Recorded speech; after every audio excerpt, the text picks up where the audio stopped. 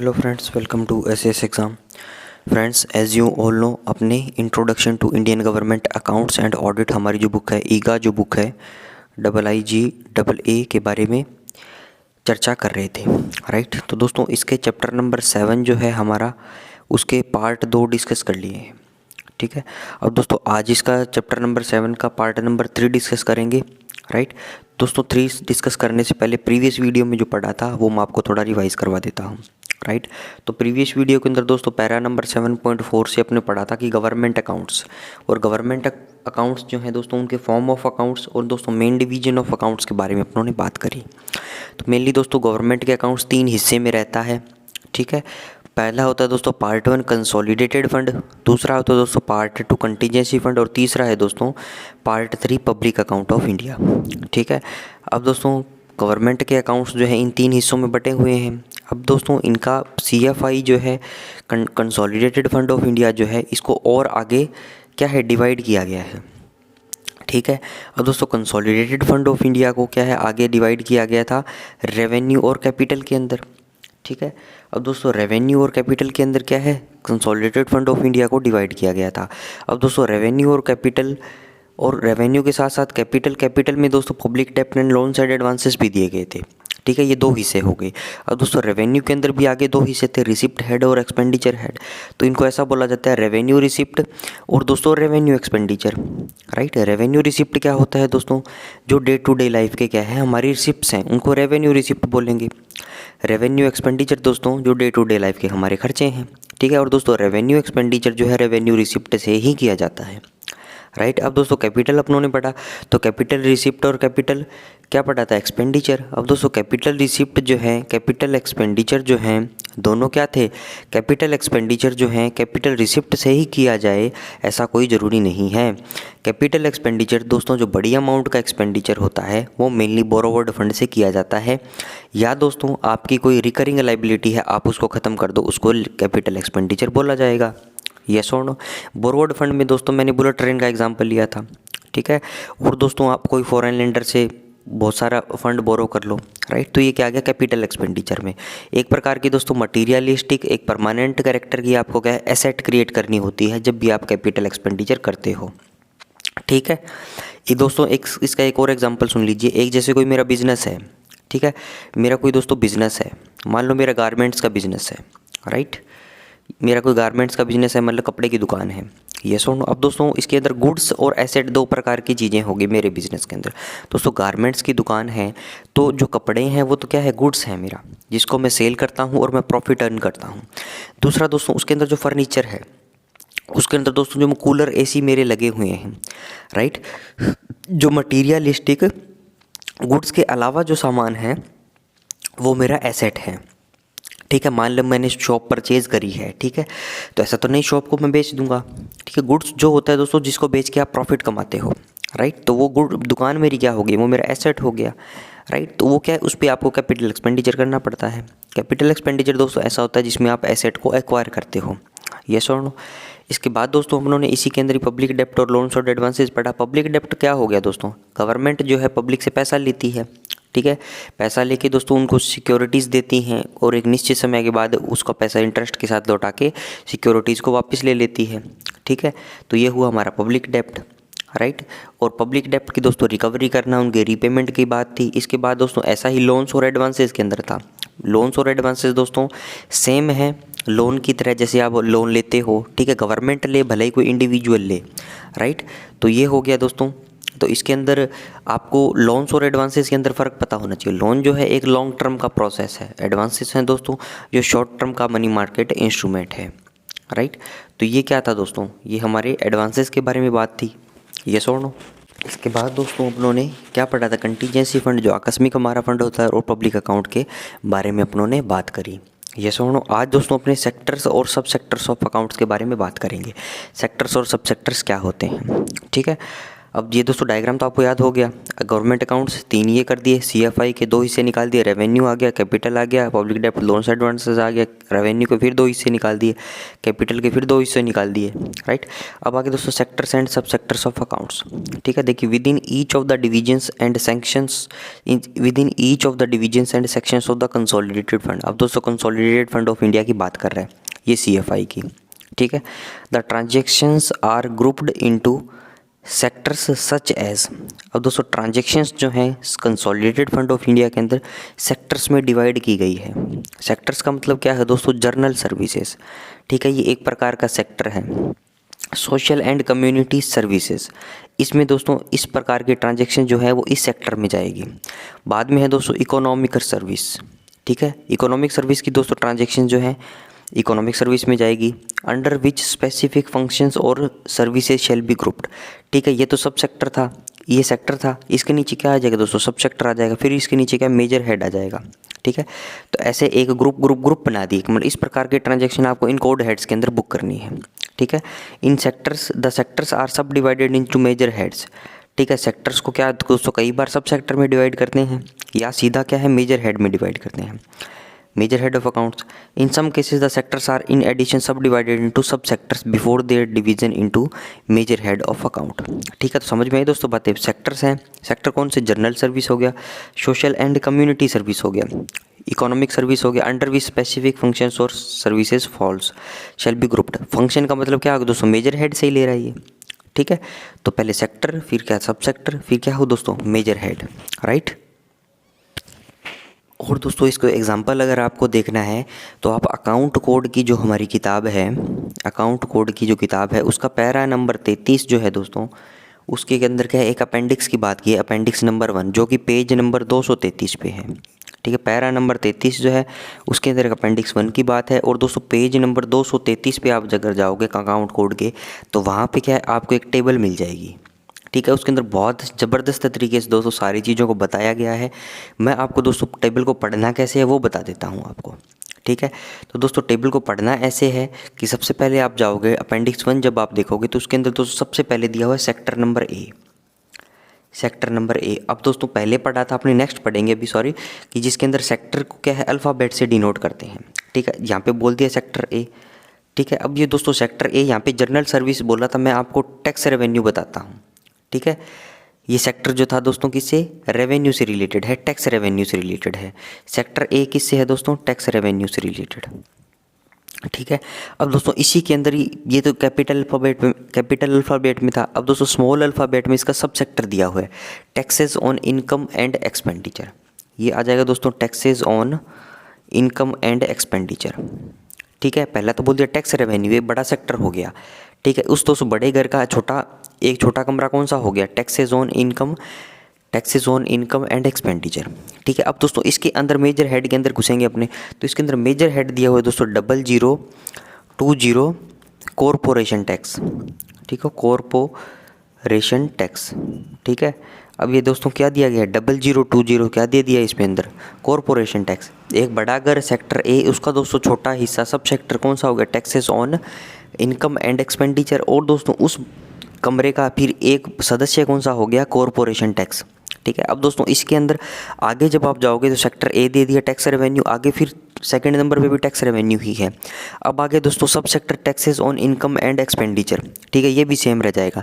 लेकिन दोस्तों यहाँ पे मेजर हेड चेंज हो गया 0021, ठीक है। तो दोस्तों 0021 जो है taxes on income other than corporation tax, ठीक है। यहाँ पे कॉरपोरेशन टैक्स की बात थी, इसके नीचे दोस्तों बोल दिया कि अदर देन कॉरपोरेशन टैक्स, ठीक है। इसके बाद दोस्तों 3 नंबर सीरियल नंबर पे जाओगे तो सेक्टर ए दिया हुआ है tax revenue, taxes on commodities and services दिया हुआ है, ठीक है। अब दोस्तों पहले ए था ये, फिर दोस्तों इसको सी नाम दे दिया सब सेक्टर को, राइट।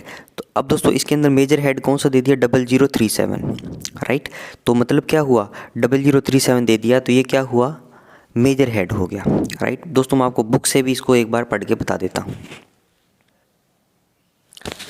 ये देखिए दोस्तों इसके अंदर क्या दिया गया है, पहले दे दिया कि कंसोलिडेटेड फंड ऑफ इंडिया, ठीक है। कंसोलिडेटेड फंड ऑफ इंडिया के अंदर दोस्तों एक नंबर दे दिया रेवेन्यू की बात करते हैं अपने। रेवेन्यू के अंदर भी दोस्तों रिसिप्ट साइड है, रिसिप्ट साइड रेवेन्यू अकाउंट, ठीक है। इतनी चीज़ तो हमें समझ में आती है।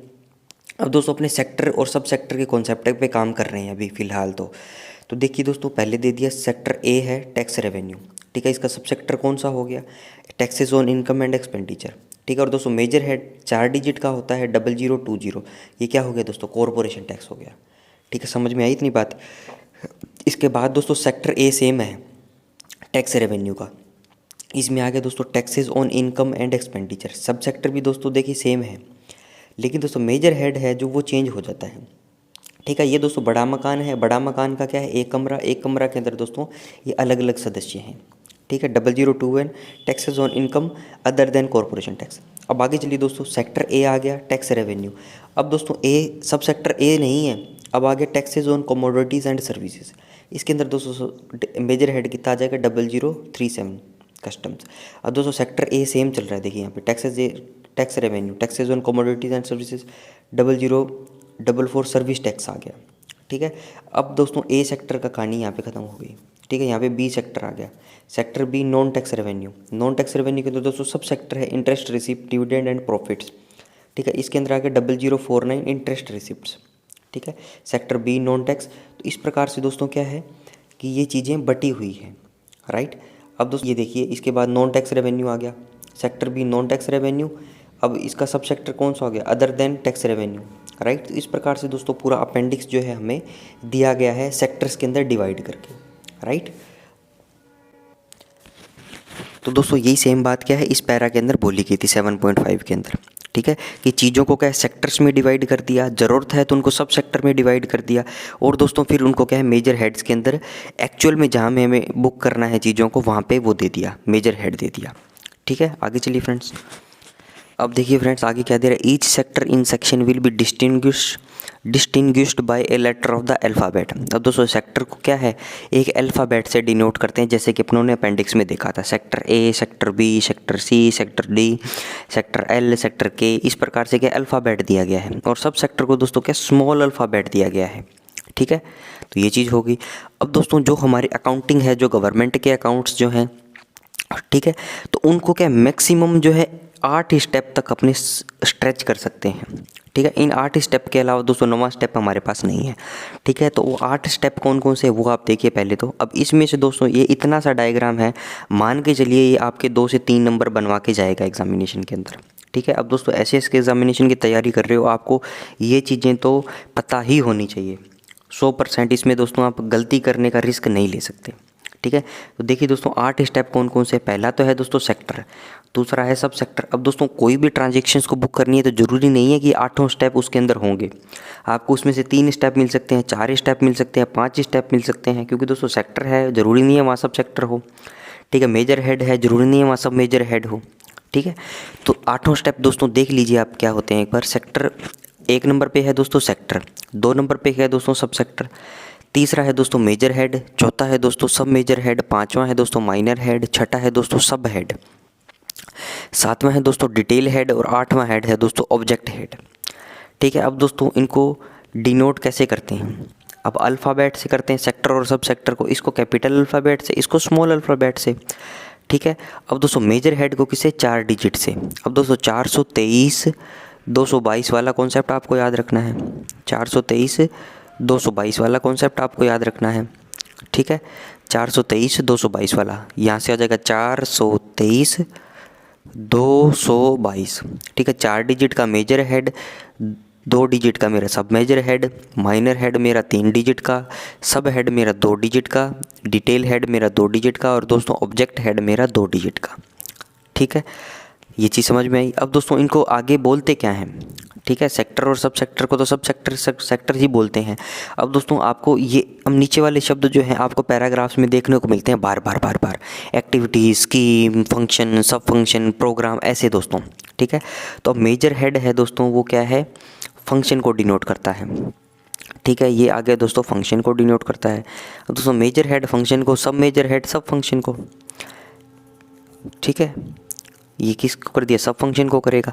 फिर आगे दोस्तों माइनर हेड जो है 3 डिजिट का। अब दोस्तों माइनर हेड एम से था तो मैंने कहा था एमपी, मेंबर ऑफ पार्लियामेंट से, याद इसको याद रखो, प्रोग्राम हो गया। ठीक है, अब दोस्तों 222 तीनों डिजिट तो याद हैं दोस्तों। मेजर माइनर हेड के बाद क्या सब हेड है। सब हेड को दोस्तों आप मैंने एस से याद रखा था स्कीम। इसके बाद दोस्तों इसके बाद सब स्कीम लगाना है। ठीक है, और ये क्या होती है दोस्तों प्राइमरी यूनिट ऑफ एप्रोप्रिएशन। ठीक है, इसको दोस्तों प्राइमरी यूनिट ऑफ एप्रोप्रिएशन बोलते हैं। अब दोस्तों ये फ्लो चार्ट जो है आपको याद हुआ। आगे चलिए friends, in part two contingency fund there is a single major head and all transactions met out of the contingency fund will be recorded under it. ठीक है, अब दोस्तों कंटीजेंसी फंड के अंदर क्या है, एकमात्र सिंगल मेजर हेड है। ठीक है, कंटीजेंसी फंड के अंदर दोस्तों एकमात्र जो है सिंगल मेजर हेड है जो कि 4 डिजिट का होता है मेजर हेड, राइट। और सारी ट्रांजैक्शन दोस्तों कंटीजेंसी फंड के अंदर इसी मेजर हेड के अंदर अपने करते हैं। ठीक है, तो दोस्तों मेजर हेड है क्या, वो है 8000।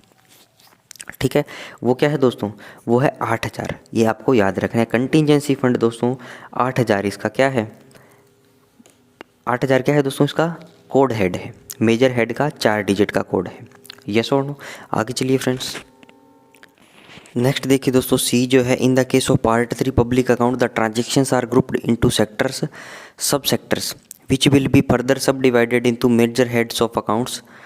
अब दोस्तों पार्ट 3 जो पब्लिक अकाउंट है हमारा, वो ट्रांजेक्शन जो है उसके अंदर सेक्टर और सब सेक्टर के अंदर डिवाइड है। वो आगे दोस्तों क्या है, मेजर हेड के अंदर डिवाइड है, same consolidated fund of India की तरह। ठीक है, the sectors sub sectors will be distinguished bye letters of the alphabet. ठीक है, अल्फ़ाबेट के हिसाब से क्या है, इनको डिस्टिंग्विश करते हैं। अब दोस्तों मैं आपको बताता हूँ, इसके अंदर एक किताब के अंदर दोस्तों जो अपेंडिक्स था उसके अंदर अपनों को क्या क्या चीज़ें देखनी है। ठीक है, अब दोस्तों पहले ये पढ़ा था अपने कंसोलिडेटेड फंड ऑफ इंडिया। ठीक है, इसके अंदर दोस्तों रिसिप्ट हेड, रेवेन्यू का रिसिप्ट हेड था। ठीक है,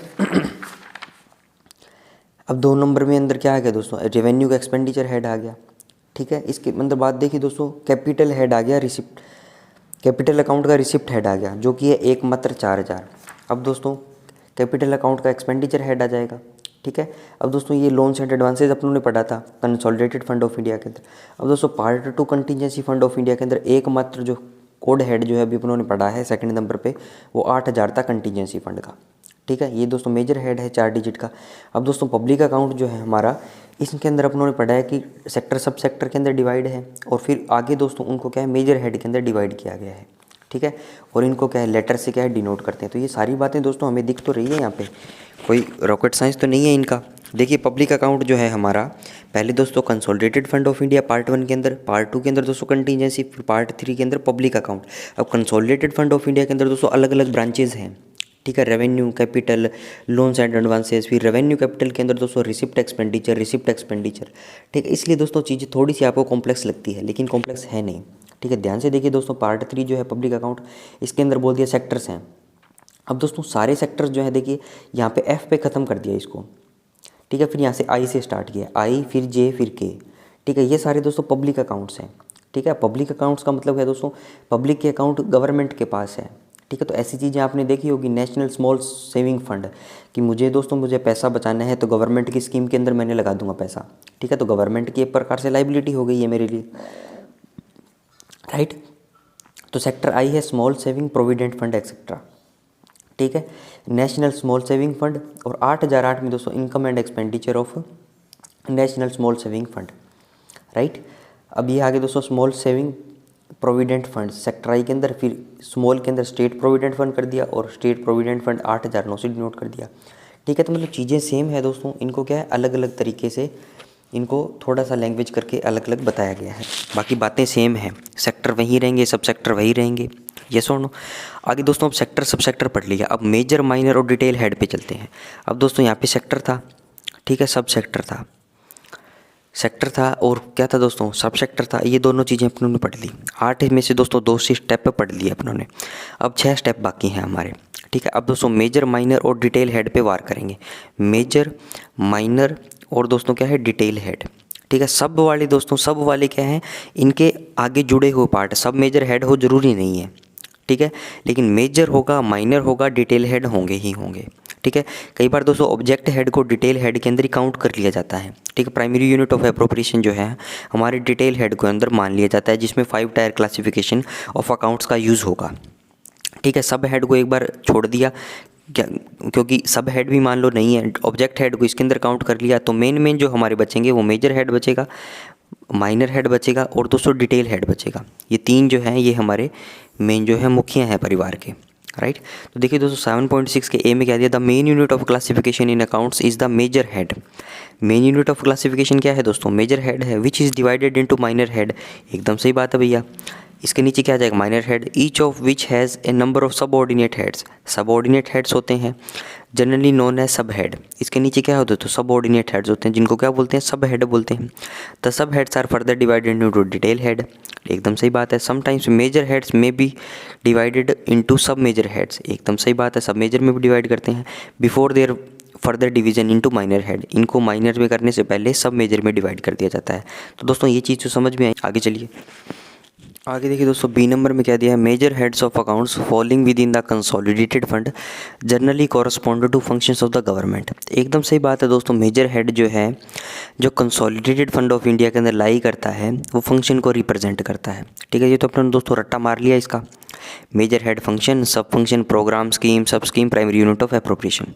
ठीक है, such as different services like, दोस्तों जैसे एग्रीकल्चर है ये मेजर हेड हो गया, डिफेंस है दोस्तों, राइट। तो ये क्या है, मेजर हेड के फंक्शंस के रूप में काम करते हैं। अब दोस्तों सेक्टर सब सेक्टर पढ़ा तो अपने पढ़ा था जनरल सर्विसेज, इकोनॉमिक सर्विसेज। ठीक है, तो वो क्या था दोस्तों, एक प्रकार से क्या था, कंप्लीट चीज़ थी।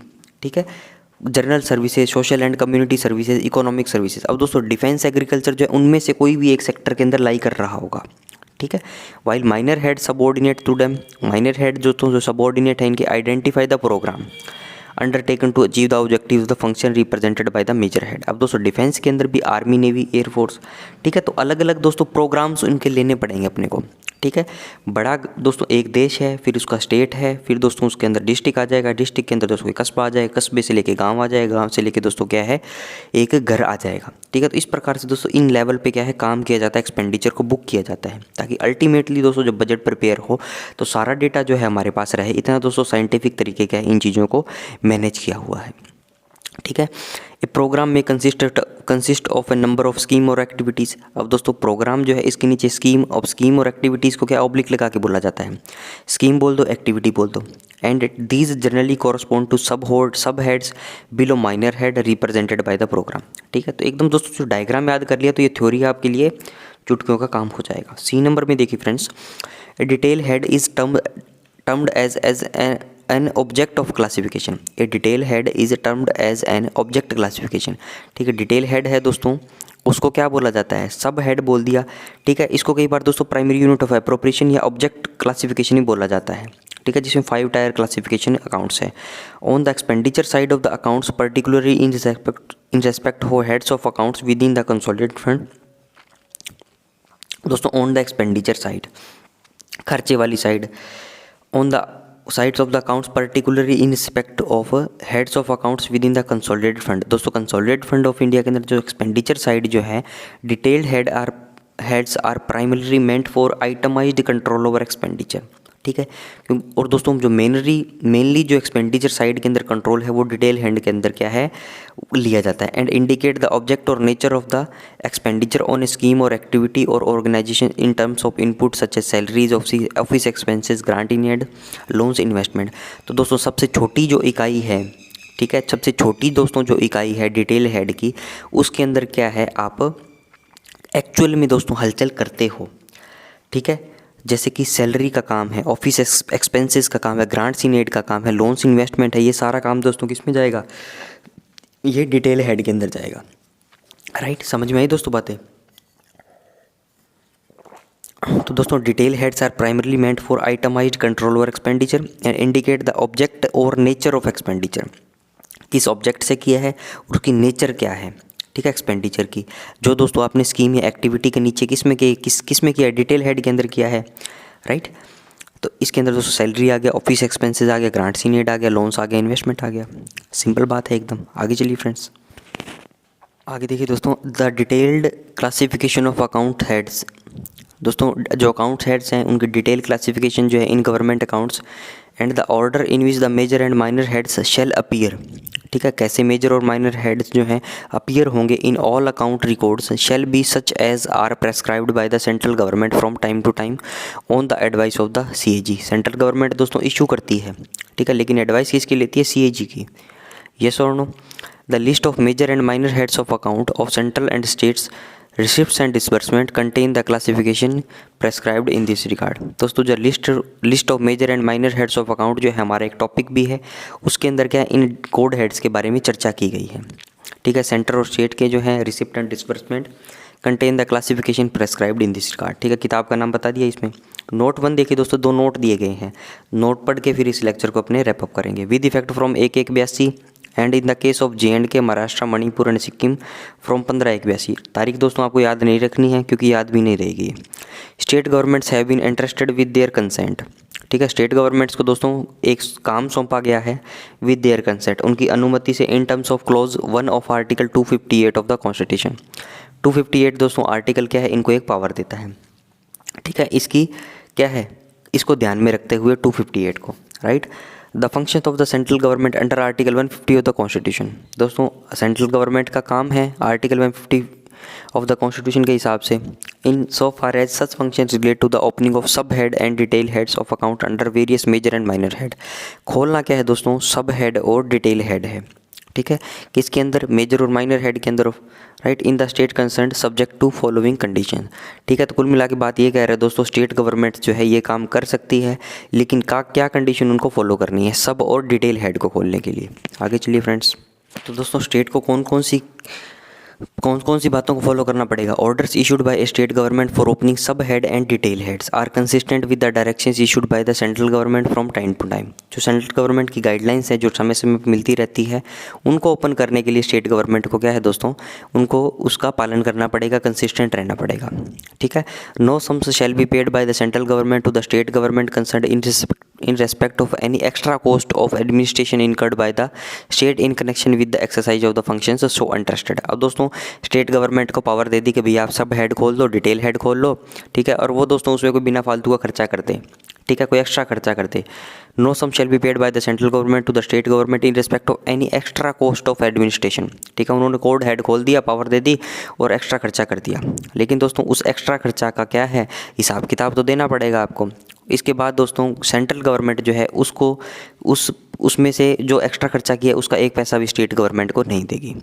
ठीक है, समझ में आई दोस्तों बातें। कुल मिला के बोल दिया कि भैया जो आपको पावर दी है उसका मिसयूज़ ना करें कृपया करके।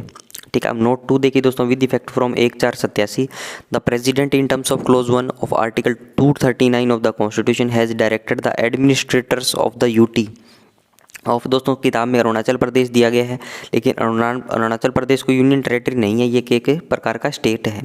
दमन and Diu and Pondicherry subject to his control also to discharge the functions of the central government under Article 150 of the Constitution insofar as such functions relate to opening of the subhead and detail head of account under various major and minor head of account within their respective territory subject to the following condition। इसके अंदर बोल दिया दोस्तों, पहले बोल दिया state को power दे दी, अब दोस्तों यूनियन टेरेटरी के जो एडमिनिस्ट्रेटर जो है उनको भी कुछ पावर दे दी गई है।